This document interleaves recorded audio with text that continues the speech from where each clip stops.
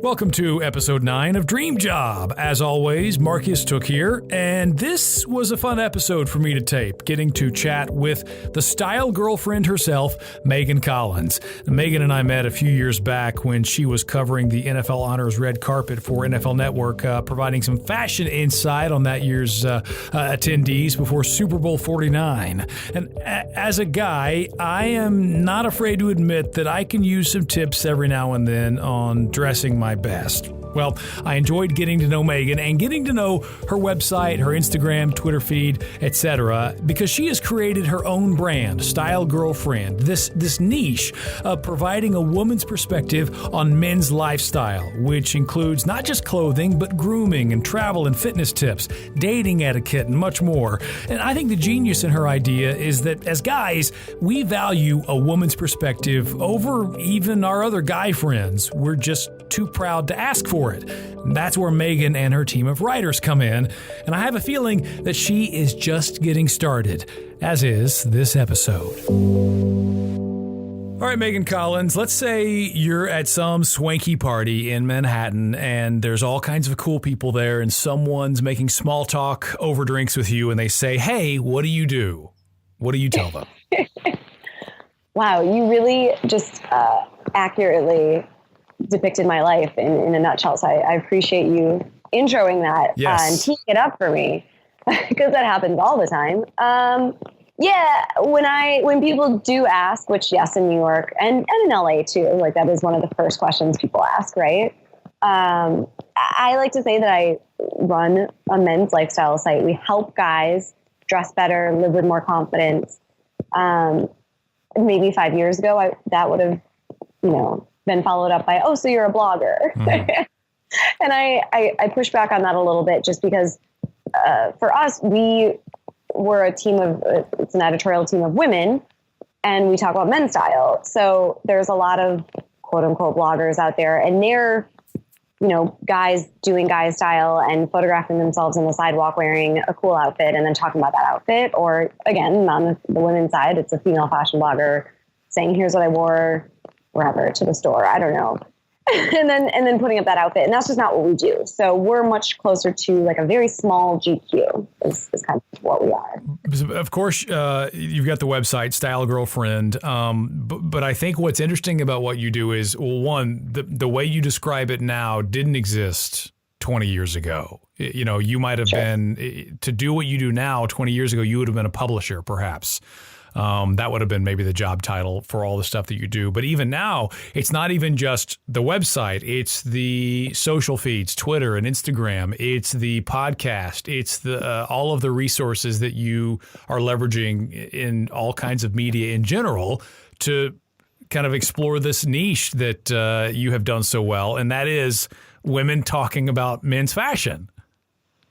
Yeah, I mean, there's so many touch points, so many places to reach guys. And that's true for anything, right? I mean, if you open like a bakery in Charleston, like you're going to have an Instagram because you want people to see the cakes that you make, whatever it might be. So while it can be exhausting to keep up with, it's also really amazing because to your point, there's like no barrier to entry anymore. If you decide to be a publisher, then, you set up a site or you set up your Twitter account, you set up whatever it is, and you're a publisher. There's not really anything more to it. So, it can be daunting, but it's also really exciting. But I think, too, it's interesting to kind of explore the evolution that you've taken since you first launched Style Girlfriend, because it sounded like, in the beginning, this was men's fashion, and it's expanded into men's lifestyle. And you've been able to stay consistent. Had you guys launched tomorrow, let's say you're just beginning and you're just making a name for yourselves and you're trying to encompass all of these lifestyle aspects of, what it takes to be a guy, a group of women doing it, you might not have been taken seriously, but you guys kind of cut your teeth and built up your credibility and your following with the fashion stuff. And then that enabled you, it sounds like, to spread your wings a bit, right? Yeah, absolutely. I mean, I think what's interesting is we've never really called ourselves like a fashion blog. We use style, we use, your wardrobe as an entry point into talking about how to be a more confident, well-rounded guy. Mm-hmm. Just in the same way that maybe a fitness site helps you get into self-improvement, and it's via fitness, but then it bleeds into all these other areas of your life, because then you get into fashion because you're proud of your body, or you ask out that girl that you were too nervous when you were 20 pounds heavier. Like, I think any way that you can start to work on yourself is a good thing. And so for us, fashion just felt like a really easy entry point into sort of leveling up your life.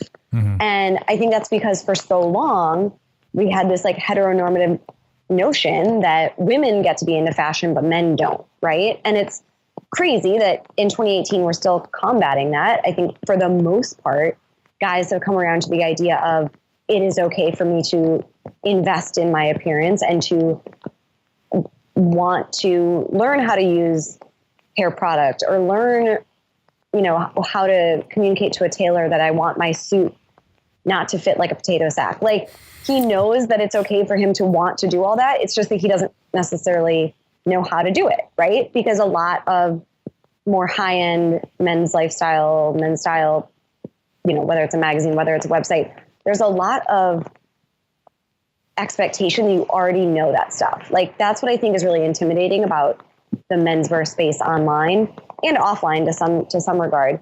I think that there's just this sense that like you can only come in the door if you already are wearing Yeezys on your feet and you like know the latest designers and you read Hypebeast, like whatever it is. I think that that can feel really intimidating to a guy who's just like, look, I live in Chicago, and like I need something to wear to a wedding in June. I need to know what business casual is.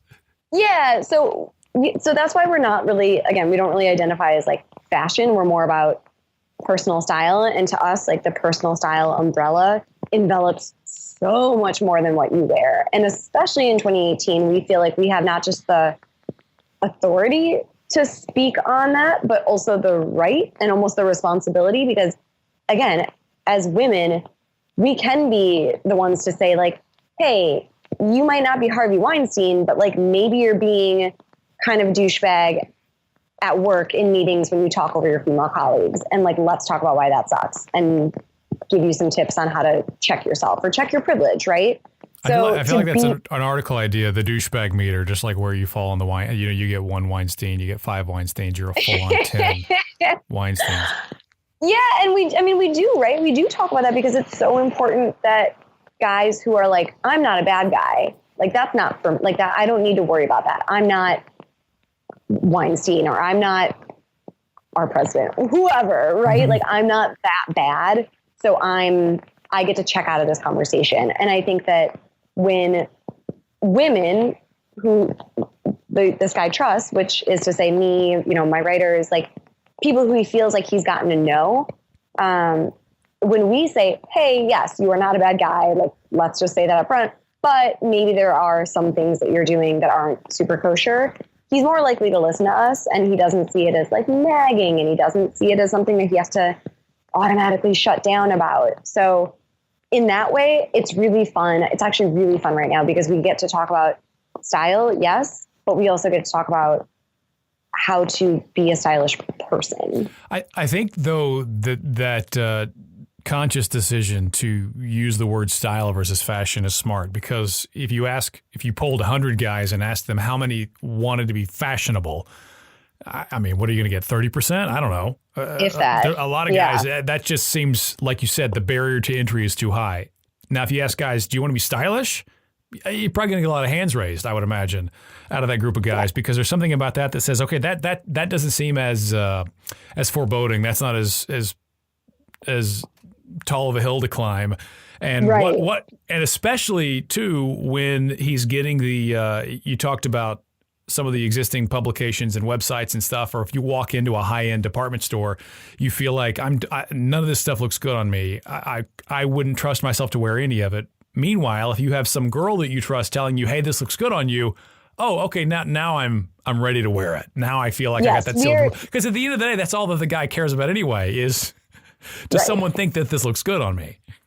Yeah, and we very much own that we are like speaking heteronormatively. Like, we are here for the straight guy who his main audience is his girlfriend, his wife, the girl at the end of the bar that he thinks is really cute and wants to go talk to you. Like, there are guys out there who are dressing to impress other guys. Like, again, they are the very fashionable with a capital F guys. And that's fine. And there's nothing wrong with that. It's just that I think there's a lot more guys who, to your point, want to be stylish, but don't necessarily care about quote unquote fashion. But would it be fair to say that if you are stylish, you're also fashionable, but you can be fashionable and not be stylish? You know what? I just don't really care about fashion. I get, but that's my point. Like, you could be like cutting edge, walking the runway at New York Fashion Week, and people will be like, yeah, that's not stylish. Absolutely. And what I will say is there's plenty of guys who are quote unquote fashionable who I would like not go on a date with because A, I'd be worried that they care more about their appearance than I do. And B, that's just not that interesting to me. Like, I have a uniform, right? Like, I know what I like, what I feel good in, what I think I look attractive wearing, and I pretty much stick to it. Mm-hmm. You know, I change the color of a sweater or wear different color jeans, but it's what I like about my style is that it's very effortless at this point and it's easy. And I think that that's what we're trying to do. We're trying to get guys to a point where it's easy and where they don't have to think about it. You have to worry more about it because you want to be on trend and you want to be wearing the designer of the moment. Yeah, and that seems to be an important distinction, though. Like style is timeless, fashion is maybe timely, and there's maybe a wall, but sometimes they can overlap, but a lot of times they don't. And I think it's savvy of you to look at the stylish aspect, because I think that's also personal. You know, what works for you as opposed to what did some guy try to sell you at Bloomingdale's, you know?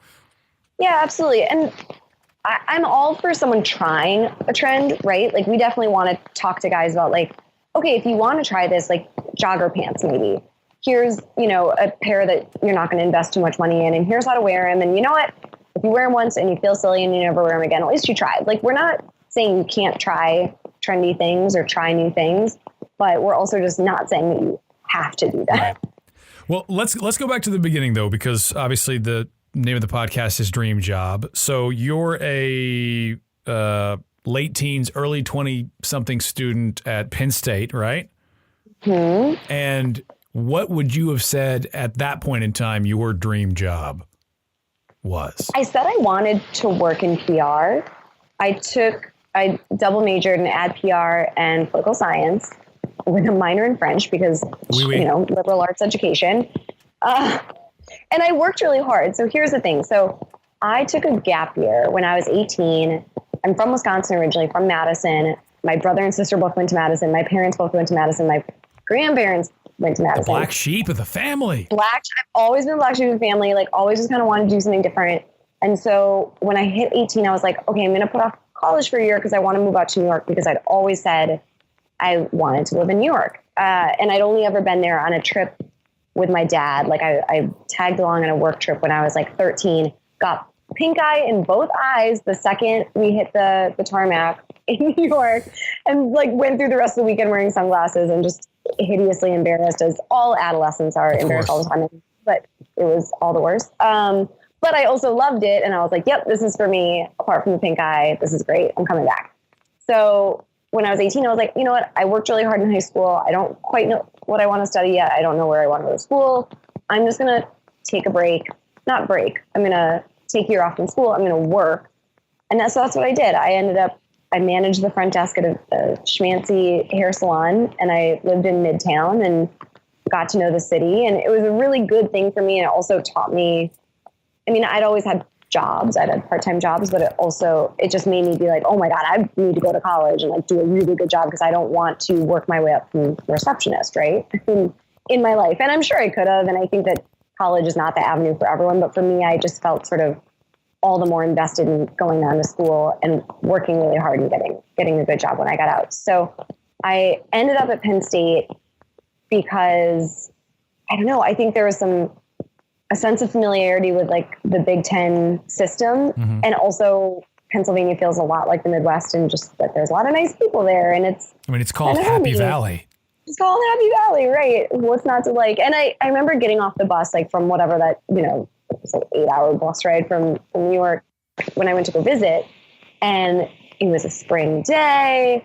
You know, I'm walking across like the quad. I was just like, oh my God, this is exactly what I wanted. So it wasn't necessarily where I thought I would end up. I applied to a bunch of different places, got in a bunch of different places, but I just kind of kept going back to this like, oh my gosh, Penn State just feels right. And I don't know if the fact that Paterno movie is coming out this Saturday is making me feel so defensive about defending that decision, but I loved it. I loved going to Penn State. I would do it again. Made some amazing friends there. But it was great because I also, I wanted to live in New York, but I knew I didn't want to go to school in New York. I was like, I want to wear sweatpants every day. I want to have like dollar beers. Like I need my like full college experience, right? Oh, nothing tastes better than a dollar beer. Oh my God. Tell me about it. So, and I had enough of them when I was there. So when I got back to New York, I really felt like, okay, this is it. I'm going to double down and like just work my way up and blah, blah, blah. Like I was. But when you're studying French and public relations and political science at Penn State, like what would you have pictured yourself doing with that when you finished? Yeah, I thought I was going to work in public relations and just be this like high powered. I mean, for like a publicist. PR boutique or something. Okay. Exactly. So publicist. And so that's what I got a job in that when I got out. It was in a agency that did public affairs, which is not necessarily what I was super interested in. And I think what's really, and I guess, I mean, this is the perfect podcast to talk about it, but I think a lot about how I got offered that job. And then I actually also applied for the NBC Page program. Okay. And I got that too, which was like very coveted. And, you know, a lot of people apply, not a lot of people get it. And I got it, but it paid like minimum wage. And I just was like, I can't do this. Like my parents aren't supporting me. Like I can't. And I look back and I hate having regrets in life because I think regrets are, it's just not a useful feeling to feel regret. But I really regret not taking that because I was really interested in entertainment, in media, clearly. I mean, since moved into that realm. And so I took this PR job that I wasn't as excited about because I just felt like, oh, well, that's the safe thing to do. And it was just it led me down a path that it was sort of I spent 4 years before I course corrected. And so it just took me longer. And I mean, I'm super happy with where I came out. And I wonder if I ever would have started Style Girlfriend if I hadn't been sort of so unhappy in my job. But what ended up happening was I worked in PR and that just didn't feel quite right. And then I moved over into advertising because I was like, well, that's kind of like sexier. And you can like see, you know, if you help make a billboard for your client, you're going to see that billboard in Times Square and that's going to feel really tangible. And like, you'll finally be able to explain to your family at Christmas what you do because no one understands PR. That huge billboard. I did that. Right. Yes. Like that felt very important to me for some reason. Like I just needed people to be able to see what I was doing, understand what I was doing. Like as the daughter of a teacher and a lawyer and the sister of someone who works in government and someone who's also a teacher, like I just felt very, again, black sheep. I was just like, I don't even know what I do. Like I can't explain it to you. So moved over into advertising. That wasn't right either. I'm feeling very like Goldilocks at that point. Like, okay, well, maybe this agency is big. Okay, so I went to a smaller agency. Nope, maybe it's the clients. Okay, I'm going to work on a different kind of client. And finally, I ended up at this agency that's like very hip and like very cool and where everybody wants to work here in New York. Would you say it's fashionable? Trendy, maybe. Trendy? Yeah. Okay, got it. And I was miserable. I mean, like I got to work at the coolest place and I got to work on the coolest project. We helped what you would have thought was your dream job. What I thought was Minnie Lyon Megan would have said, yes, this is the end all be all. Exactly. I helped Jay-Z launch a book into the world with this huge interactive online offline game where we were like putting pages from the book into the pool. Like we were painting the floor of the pool at the Delano in Miami, and we were putting, you know, things in the Tube in London. Like it was crazy. And I'm super happy that I did it. And it won all these awards after I left. And I got to meet Jay. Like it was cool. Mm-hmm. I was also working till 2 a.m. every night for 3.5 months, including weekends. And I wasn't even mad. Like I didn't even complain so much as I was just like, this is my last job in advertising. It's not sustainable. Well, and I think, I mean, you can love it and also say, I can't do this for the next 20 years. I can't. Exactly. Work. And God bless people who can do that kind of thing. Like in a corporate environment, because I started to feel like maybe I need to not have a boss. Maybe I need to not have clients that I like their needs are more important than my own, like going to a friend's wedding and that I couldn't go to because of this work. Like, I think that was part of it. So yeah, it was really good for me because I was able to kind of get through it because there was an end point. Like the book had to come out at some point. So it was like, when this book launches, when it publishes, like I'm done with this project. Mm-hmm. And yeah, it helped me make my mind up. But honestly, Mark, like I needed it to get that bad before I was willing to say, I can't keep doing this, because I was job hopping. I kept thinking that something else about it was the problem, when really it was just like, I was not the right fit for this industry. So I'm really grateful that I got to work on this cool thing, and that was sort of my swan song for advertising. So while I was working till 2 a.m. every night for 3.5 months, I had started to pick up freelance writing projects, because that's what I realized is that I wanted. I was like, I really want to be able to be creative. I want to create community with people. Like that's what Had you always enjoyed writing? No, I hate writing. I still hate writing. I love having written. But why don't I pick up some freelance writing projects? A lot of writers. Yes. Yeah. It's so funny. Like my parents to this day tease me, because we all have this distinct memory of like, my dad took me to work on a Saturday with him one day, and I was going to be working on this homework project. I was in maybe like 3rd or 4th grade. And it was a book report or like an essay. I mean, it was probably something that had to be a paragraph long, right? Like if that, I mean, you're in 3rd grade, like what are you writing? Nothing, it wasn't of mice and men, right? But I was so stressed about it. I ended up like calling my aunt, who was an English teacher, sobbing, saying like, this just it's not what I want. I'm having trouble expressing like the point that I want to make. She's like, Megan, you're whatever you are, you're 7. Like you need to stop stressing. But that was how I felt. And I think looking back on it now, I can say it's because I wanted to do a good job. Like I really wanted to have someone be like, you did a good job. Like you are a good writer. So no, I don't love writing. I love creating a sense of understanding. Like I love having written something that someone then leaves a comment and is like, holy shit, I feel that way too. Or like, oh wow, I'd never thought about that way. Mm-hmm. And now I'm going to go home and talk to my wife and see if anyone's cut her off in a meeting. Right. Like, I think it's really ironic that the community that I ended up creating was with men. Like I wouldn't have been able to anticipate that. So to back up, like the freelance writing projects I was taking on, it was a lot of like fashion blogs and like get Mary-Kate and Ashley Olsen's boho chic look, right? Like it was kind of whatever I could get. And a lot of my friends were in media in that vertical. So that's just sort of what I started doing. And then a friend of mine got in touch, and he was out in LA, and he said, look, I know that you've been wanting to write more. I'm starting up a made to measure suiting business. Do you want to write like the blog for this website so that I have a reason to push people to the site? And so with Sex and the City, Carrie Bradshaw visions like bouncing in my head, thinking like, oh my God, I'm going to be a columnist. I was like, yes, of course. So I said yes. And then I started to think about it, and I was like, I don't know anything about men's style. Like, what am I going to write about? And I just kind of realized that what I could write about was all the stuff that women intrinsically know, for better or for worse, from lifetime spent being told that their appearance is like the most important thing about them. Like I said, for better or for worse. Right. There's a lot of stuff that women just know. Like we've learned it through osmosis that this is how pants should fit, and this is how to wear colors that flatter your skin tone and your hair color. And, you know, that posture is as important as how expensive your shirt is in terms of how you look in it. Like just all these sort of bits and bobs that I gained along the way, I started to say like, well, I can just pass those along to male readers, and they probably won't know it. Like in the same way that like, I don't know how to change a tire because nobody ever taught me. Like there's so much stuff about personal appearance that men just were never taught, and it's not their fault, and it's not a good or a bad thing. It's just the way that it is. So yeah. I started doing that, and it just sort of caught on.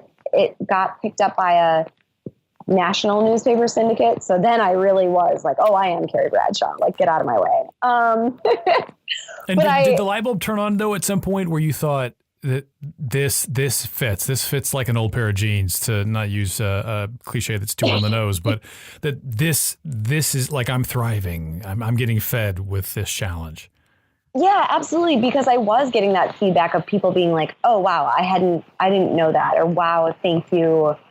I started, dressing better. And now, I got a divorce recently and I gained 40 pounds and now I'm back sort of in my groove and I'm dating again. And thank you for sort of giving me that push. Right. So that was what really made me realize that I had struck a chord. And so it was cool seeing it move from my friend's, small website and company to it would pop up in the digital editions everywhere from like the LA Times to the Miami Herald. And that also gave me a sense of like, I don't know. I think there's validation. Something about, I mean, if the LA Times is carrying your work, they're yeah, that's it made me feel like a real writer. And I wonder if that's something that like you've ever dealt with, like this idea of our jobs are kind of abstract, like being a lawyer or being a teacher. It's like, okay, well, you go to school and then you are that thing when they say you are. And with some stuff, you just kind of have to at some point, like say you are that thing. Right. Yeah. So I had to kind of get it through my head, like I am a writer because I am writing. Right. Like, right. And also because the LA Times is carrying my writing, which never hurts. Right. Exactly. It was, and I wish it didn't have to be such an external validation, but that's what it took for me to get comfortable with it. And so, whatever works, I guess.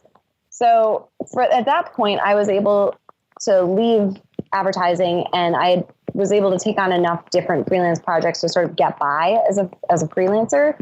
But yeah, what you were saying about like realizing that I'd kind of hit my groove, I was getting so many opportunities from Style Girlfriend that I sort of had to have a come to Jesus moment with myself and say, I need to put all my time and energy into this and really see where it goes. So were you writing under the handle of, Megan Collins Style Girlfriend when you were writing for the Made to Measure suit blog? Okay. So you had kind of come up with this persona, if you will, the brand, however you want to, whatever you want to call it. It was a very cursory search. I came up with a name and it was sort of like how when Paul McCartney talks about writing Yesterday and he said he like thought he stole it. I was like, no, somebody must have come up with this name already. Like, there's no way that it seems like a good name. So like somebody probably has it. And what I ended up finding was just through a cursory search online was a company that sells these like chicken cutlets that women put into their bras to make their cleavage more pronounced. And those were called Pure Style Girlfriends, but there didn't seem to be any issue with the trademark. So I was like, all right, I don't think anybody's going to confuse me with a like food chicken cutlets. I think I'm good. So I just went with the name and yeah, I ended up moving the content over. I bought the domain, which again, I was shocked was still available. I am too, actually. That's content amazing. Over. When was this? 2013 is when I went full time. That's astounding. By the way, that was still available in 2013. I'm telling you, I thought I would have to be like .biz, right?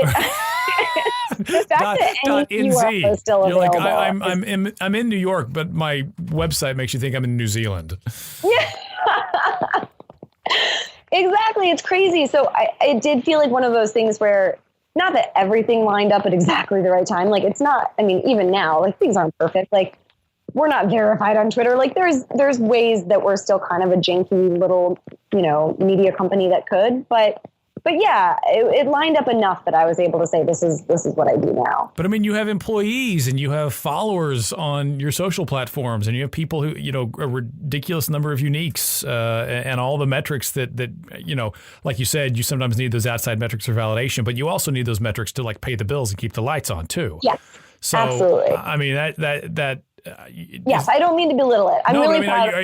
Is it kind of like a pinch yourself kind of thing though, where you say this was just a random request from a buddy that turned into what I do for my, livelihood now? Yeah, and I do feel grateful that I was smart enough to listen to like that voice that was saying like this is really something you should follow this, you should figure this out, because I'd been shutting that voice up for so long. Like I kept being like, no, it's the wrong agency for me. It's the wrong client. I'm going to figure this out, but like, you need to shut up. Like that's what I was doing. And so, yeah, I finally was able to listen to that voice and kind of hear it, that your passion is like over here, not over there. But it sounds like you needed some of those things to have happened for you to have landed here. I mean, maybe if you'd taken the Page opportunity with NBC, you would have landed in a totally different position, and maybe you'd be happy as well. But it sounds like all those experiences helped solidify what you didn't want to do so that you knew what you did. Yeah, I guess I just wish it wouldn't have taken so long. Yeah, I know that feeling well. Trust me. So yes, I'm with you on that. I look back at the time after I moved to Los Angeles, and I had spent time as a local news anchor for a number of years, and felt like I'd kind of climbed the ladder a little bit, at least on the local level. And then I move out to Los Angeles and have to start over from scratch. And I look back and think, it took 3 years before I was able to be doing what I wanted to do full time, and probably 5 or 6 until I was able to do it at a level that I was proud of. And I feel like I was spinning my wheels, although at the time it probably felt like I'm doing everything I can. So, I mean, hindsight's 20/20. Yes, totally. There's this amazing, Ira Glass gave an interview where he talked about how This American Life, he had the vision for it in his head pretty much from the get-go. And then it took him years for the vision to match up with what they were doing in reality, right? Like it just, that really, I don't know, clarified something for me, because I still feel that way. Like even today, like there's stuff, if you ask me, I can name 10 things about our website that I want to fix, or that I want, I want new intro music for a podcast, or I want, again, I want us to be verified on Twitter. Like there's all these things where I can be like, it's not what I want yet. But I also don't know what it feels like to look around and be totally content. Ugh, so maybe that'll yuck. never happen. Yuck. So maybe you will always be feeling like the local broadcaster or the like small time blogger. Like I don't know when we feel like we've made it, but I certainly don't feel like that yet. Well, there's a little bit of a dichotomy there, I think, because it's one thing to never be content where you can't appreciate where you are. I think that's a real danger of kind of what you just described, where in one of the other episodes talking to Lance Zerline, he talked about if it's always what's next, you can't always appreciate what's now. But sure. So I think there's a difference between that and that sense of what you just described, where I don't know what it's like to be where I can't think of something I need to be working on, or some opportunity I want to pursue, or challenge I want to overcome, or whatever. And I think that applies to that Ira Glass anecdote that you just shared. He has this idea for something. It takes him a long time to make it happen. And I think if there's any piece of advice that stuck with me and that I would share with anybody in pursuing whatever it is they want to pursue, it's just keep going. Because stasis is you're never going to find what you're looking for in stasis, because that means you're just sitting there static, not looking around. So at the very bare minimum, if you just keep going, you never know who you'll bump into. You never know what ideas will get spurred, what opportunities will come up. You just have to keep your foot on the gas on some level. Oh, absolutely. I mean, there's so many people that got started around the same time as me, and now they're doing different things, right? Like a lot of people in this sort of hashtag menswear community, because there was a real moment for men's fashion online and then those people, maybe they took jobs at brands or they went to a magazine, right? And I think a lot about how Style Girlfriend still exists as an independent media platform, and it's awesome, but it's also a lot of work. So to your point, yeah, you do just have to keep at it. And sometimes just the person who keeps their hand on the car longest wins the car. Like that's kind of sometimes how you have to approach life. You just got to keep your hand on hard that body Honda, as an allegory for making yeah. it in the men's style space. That's awesome. So do you have full-time employees, or do you have like freelancers, or how does it work for you and your team? We're really flexible, which is nice. I have a stable of about 4 writers who write for Style Girlfriend consistently, but they also write for other places. And then I have someone out in LA actually who handles business stuff for me, because I call it business stuff, and that's, makes me not the best person to do it. So right now I'm the the single full-time employee of Style Girlfriend, but I'm hoping that that changes over the next year. We have some plans in place for some things that I'm really excited about that might make us grow a little bit more. Sounds exciting. Permanently. Well, so what's your pitch when you meet with somebody that you want to write or that wants to write for you, or you want them to write for you? What's your pitch to them as to, is it them pitching you on them? It's them getting on their knees in front of me and begging me. Please let me write. Yeah. You know what? There's not so much a pitch as it is. I'm always sort of on the lookout for writers whose voices fit the personality of Style Girlfriend. So I never want writers who are a facsimile of me, but the writing on Style Girlfriend is what made it what it is, right? Like I've never been, like, photography is not my thing. Design is not my thing. So it's not the pretty pictures that are bringing people in. It's me saying, hey, you know how when this happens, you feel this way? Well, let me tell you a story about pants, right? Like it's always sort of, it's the voice. It's like you feel like you're having just a fun conversation and you like happen to learn something about tailoring while you're at it, right? Can we talk about tweed? Right. And so, yeah, so for me, it's not so much like, I think most of my writers have come on really organically because I'm just like, our readers need to know you. Mm-hmm. Like they would fall in love with you. They need to know who you are. And that makes my life easier too, because then that keeps me from having to, line edit a bunch of stuff to make it be more in quote unquote our voice. So I just want people who I feel like I can say, great, you have this pitch, great, go off and write it. And then we'll publish it. Well, I'm excited to see what developmental ideas you have in the works for this next year, because I think what you guys all collectively do together is cool, and the fact that you have made it more than just hey, here's how you should get a suit tailored. It's that kind of practical stuff, but it extends beyond that. I mean, I think that the sky's the limit in where you go with that space. Yeah, we're sneaking medicine into the mashed potatoes a little bit on Style Girlfriend. Spoonful of sugar makes the medicine go down. But I want to get back to some of the cool aspects of just what you get to do on a daily basis, or have gotten to do kind of underneath the Style Girlfriend umbrella, because you and I met at Super Bowl 49 or before the Super Bowl back in Phoenix, Seahawks and the Patriots, and you were doing the red carpet for NFL Network's honors coverage, I believe. Yeah, that's right. And I mean, which, by the way, is a pretty cool thing to get to do. Where does that rank, or what is the coolest thing that you've gotten a chance to do underneath the Style Girlfriend umbrella? You talked about helping launch Jay-Z's book, but that was kind of a different life for you. So with Style Girlfriend, what do you think's been one of the coolest moments, kind of a pinch me experience? Ooh, I don't know about the coolest, but definitely getting to interact with people who I admire is really great, and just getting to know them as peers. Like, if I was still working in advertising, I would still probably have I'd be like following the same people on Twitter that I do, but I just wouldn't get a chance to know them because we wouldn't be working in the same industry. So there's just a lot of really amazing writers and journalists out there who, whether it's in fashion or not, and honestly, most often it's not, who I've just gotten to be friends with because, we all work in this, crazy box. So on our computer, internet. So name drop, cool. and not to name drop, but like to maybe give a shout out to somebody. Well, like you guys, right? Like you or Rank or like Damashek. Like I wouldn't know you guys if I hadn't, come out and like worked with NFL on some different, fashion things, right? Mm-hmm. So that's so cool. Like I would not. Like we wouldn't be doing this podcast right now. Right. And I mean, that's a good have point. Been able to slip into your DMs and been like, yo, put me on your podcast. Get me on the Dream Job podcast.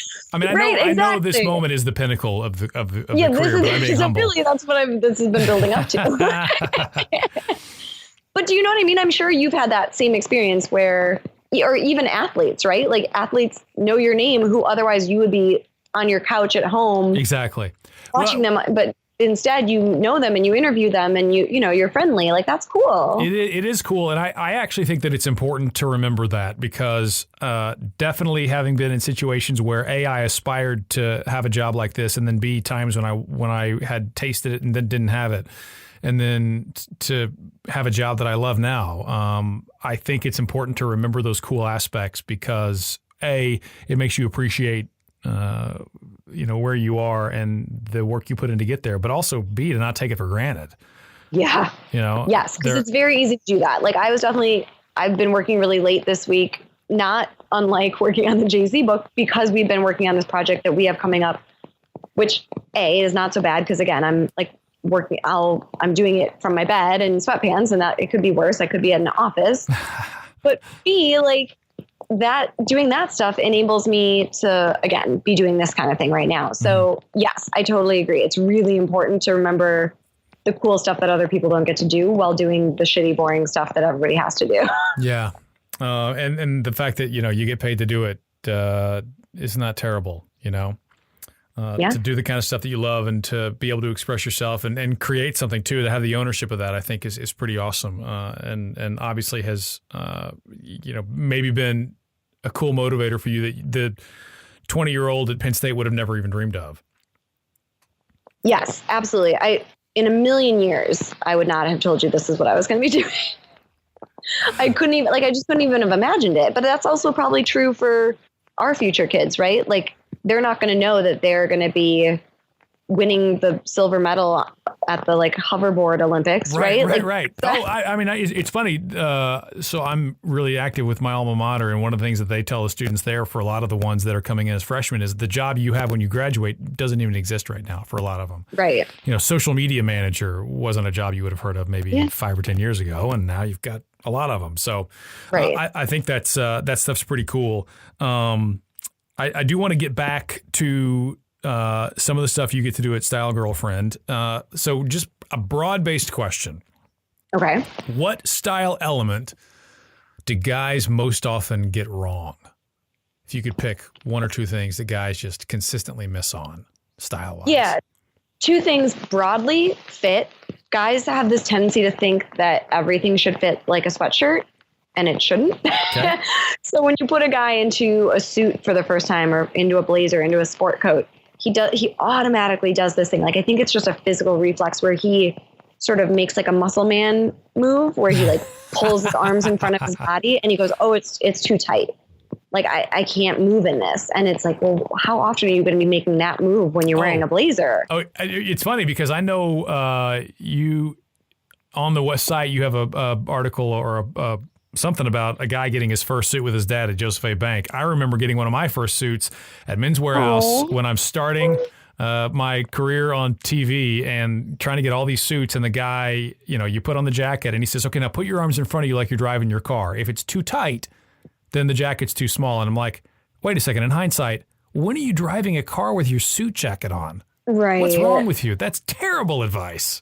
I was hoping that you would say, if you put your arms up and it's too tight, then it fits. Like, I was really hoping for a twist. Yeah, no. Harold at Men's Wearhouse in Fort Worth, Texas, back in 1999, did not have such savvy. So, tisk. Yeah, and that's why, right? Everybody's getting a shitty suit for their first suit because they don't have money and they don't know any better, and their dads all wear bad suits that are too big because they're ashamed of their pot belly. You need room to grow into it, son. All right, so fit right at the top. Okay, so that's one. So literally everything in your closet could probably be taken to a tailor and made a little bit snugger, and you will look better in it. You'll feel like $1 million. Like, I mean, everything down to a t-shirt. Like, there's nothing that doesn't look better and almost like it was made to measure when you make very small, very inexpensive tweaks. So it's really worth it for guys to shop their own closet and take things where, maybe they bought it on sale, or maybe it's, it's just it's a little big now because you lost some weight. Like, take those things to a tailor and have them fixed, and you'll feel like you invested in an entirely new wardrobe. Well, even from an economical perspective, I would argue that spending a few extra dollars, either A, on the suit when you first get it, or B, getting it tailored, you will get that back in spades, because when it comes time to go pick out a suit for something, you're always going to reach for that one. Yes. You're going to reach for the suit that you feel best in, or you get the most compliments in, or that fits you the best. So just by extension of the money you invested in it, you're going to get returns on it that you wouldn't if you bought it off the rack. It was a size too big, but whatever, and never got it tailored. And, you save $50 over the more expensive one, or whatever it is. It's an area where you see big returns for sure. Yes. We tell guys all the time that they should factor in the cost of tailoring into the purchase of a suit. So if you can afford to spend $300 on a suit, then buy a $200 suit and spend $100 tailoring it. Yeah, because by the way, a tailored $200 suit might look better than the $500 suit without being tailored. 100%. Yeah, absolutely. So there's that. And then just very specifically, this is just something where it's like a pet peeve of mine. And then like one of these days I'm going to get arrested on the subway because I'm going to try to do something about it. Is when men leave the stitching in the vents on jackets. Oh. So whether it's like an overcoat or whether it's a sport coat, like the vent, whether you have one vent or two in the back of your jacket, you're supposed to just flip that little thread. And apparently a lot of people don't know that. So yeah, I just feel like I'm going to be caught and like arrested as like the New York City subway clipper or something because I'm going to start just like cutting it for people very surreptitiously. That's a very specific one though. I dig that you picked that out because I noticed that one too and it drives me up the wall. That drives me up the wall. And also when guys wear 2 or 3 button jackets and they have all the buttons buttoned when they shouldn't be buttoned. Every once in a while you'll see a jacket that I think the guy wearing it might be able to get away with, but that's like 1% of the time. Well, what do you think about that? Let me ask you, like you are in this industry that is famous for poorly dressed people in suits, poorly dressed men specifically in suits. How do you feel like, have you guys made progress? Do you feel like there's movement there? I feel like there is. Yes. I think one, just because collectively suits fit better now than they did 10 years ago. I think that has gotten us in the right direction. Thank goodness Tony Romo seems to have gotten some help in that department with his move to CBS. Like he could, as a member of the Dallas Cowboys, he could never wear a jacket that wasn't at least a size too big and probably a long when he's a regular. I think the tough part for a lot of athletes is the fact that they have shapes that are not easy to fit to begin with. Oh, see, I was talking about sportscasters. Well, but I was talking about you guys. I'm collective. I'm collective. I'm the whole, everybody, all of them. True. So I think for the athletes, it's hard. I think for a lot of the sports guys, it's tough because, again, they're taking the advice their dad gave them when they were 20 or that Harold at Men's Warehouse gave them. Oh, it should be this loose, whatever. But I do think there's movement in that direction. It's a little tough for a lot of those guys because you may only see them from the desk up. So you will only see their shirt, tie, jacket combination. And so a suit that is, if it's slim fit top to bottom, you might not see all of it.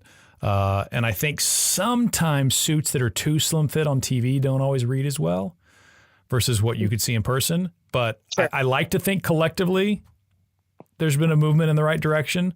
But obviously there's some folks are better at that than others for sure. Sure. So, what's there's hope. Yes. Light at the end of the tunnel. What is a style element that guys are maybe, whether it's blind luck or you just see guys getting right?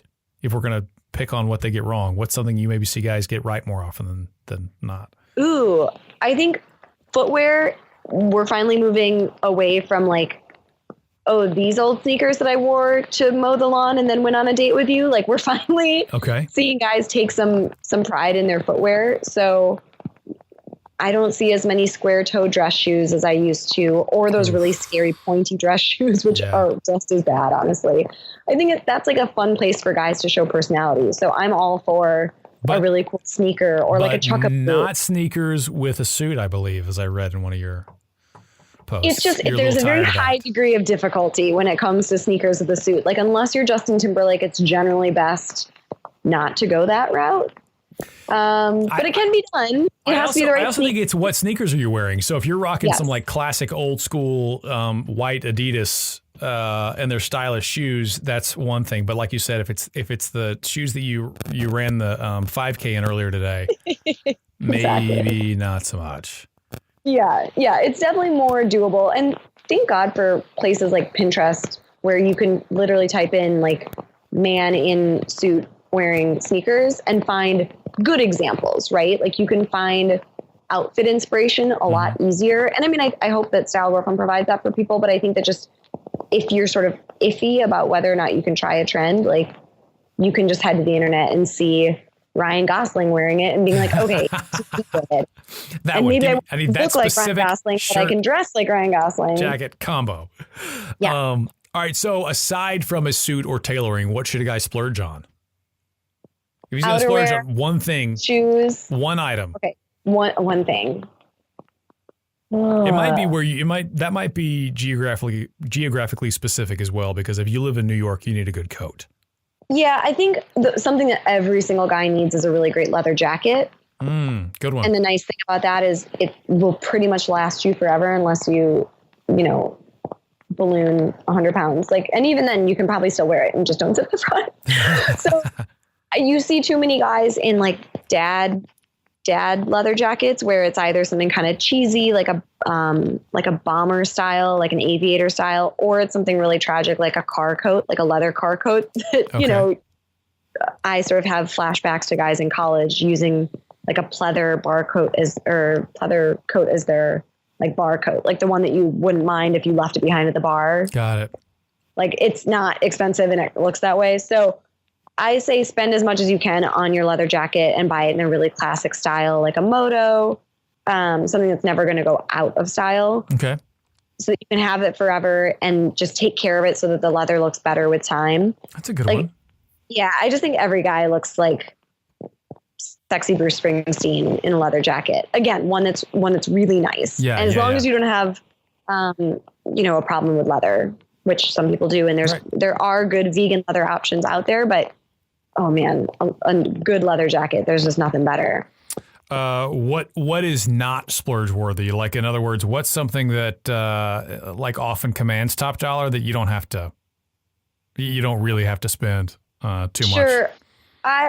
This is personal, but I don't give God, I keep trying not to swear. I don't know. Can I swear on this podcast? You can swear. Okay. Be you, Megan. About a man's watch. You might hear something different from different women, but for the most part, and this is true for me and all of my friends, we do not care about a man's watch. If you are wearing a Rolex, good for you, but please don't tell me about it unless it was your grandfather's and he was his plane was downed in World War II and he got saved by a submarine on the coast of that's maybe an interesting story, but I don't care about your watch. So Christopher Walken can bring in Pulp Fiction, bring the watch back. There's a story. That's the story. Not so much. So I would disagree with this one personally just a little bit. But I have an appreciation for automatic watches that are the kind of watch that you would pass to your kid. So but not to dog on Rolexes, but I think they're so cliche that I would exempt Rolexes from that, because it's almost hard to, that's almost, like I said, such a cliche that it's hard to wear one without it feeling like you're showing off. But I think it's cool. The Shinolas are cool. And not inexpensive, but some of the cool automatic watches that have a lot of weight and are really masculine and are the kind that someday your kid will own. You'll pass them to your kid at graduation or whatever. That to me is cool. But I also think that has to be part of somebody's overall style. It's not you just throw Don't that get on. a watch because you think it's going to impress people. But I think that's a great reason to get a nice watch. Get a nice watch so you can pass it down to your kid. That's awesome. Yeah. I love that. I just don't care. But that's a good point. That's a good point, though. That's worth knowing. If you think you're spending $5,000 on that Rolex you thought's a good deal on eBay because it's going to help you get dates on Friday night, maybe not so much. Right. And if it does, it might not be with the right kind of women. Bingo. Now the Ferrari, on the other hand. All right. So you mentioned Ryan Gosling. Who are some other and Timberlake as well, celebrities whose style you think is up to snuff? Oh, man. So Gosling is top of mind because we just had our 4th annual SG Madness, which is he did well. Our March Madness companion. So he actually took the top spot this year, which I was a little surprised by, to be honest. He beat out Michael B. Jordan in the championship. And Michael B's had a good year. I was rooting for Jordan, so I was a little disappointed, but I'm dealing with it. I think Ryan Gosling has really amazing personal style. I just didn't think that he was out that much this year doing that many different things. So every single time, every press event that he showed up to for Blade Runner, which is really the only thing he was in all year, he was wearing some combination of boots, like a chino or a jean, a t-shirt, and a jean jacket or some kind of trucker jacket. could not be bothered to put on a suit this year. And it was very him. Like I do think that he has a strong sense of personal style. Mm-hmm. I just didn't think that it was anything that our readers couldn't have sort of achieved at home on their own without seeing the pictures of him first, which again, I'm all for celebrity, like inspiration when it comes to your wardrobe. But Michael B. Jordan was out on the, press trail for Black Panther looking so cool and so amazing and so different every time that, whether he was on Ellen wearing like a really cool Coach sweater or whether he was on, the red carpet in Tokyo wearing a double-breasted, like jacquard patterned tuxedo. Like he just was doing really different things and taking a lot of different chances. And I liked that. So I'm still a little bitter that he didn't win over Gosling, but I think both of them have a strong sense of style. And I think that's just what's cool, is that people respond to the idea that a man can care about his style and he's not just sort of showing up looking uncomfortable or tugging at his collar, what he's wearing. Well, I think it's safe to say Michael B will be a contender for a while to come. So I don't think this is there's always next year. So you've traveled around. You've obviously spent time in New York and elsewhere in this country. Where would you say dresses the best? Which geographical region has the best sense of style? Well, growing up in the Midwest, I kind of thought that all people just wore Badgers or Packers sweatshirts and jerseys all the time. So it was really eye-opening to move to New York and just see that, in fact, Brett Favre is everywhere. Oh my God. Right? Oh gosh, that's still a sore spot in Wisconsin. I would like to give it to New York. I think that people here, you see so many different styles on the subway, walking down the street, but I think LA's made some strides in the past few years. I feel like people there are taking a little bit more time with their appearance. And even though it's still a very different vibe, I think it's like, there's a cool sort of like beach meets startup entrepreneur vibe that's happening in LA. Okay. So that's interesting to me. I don't know. I never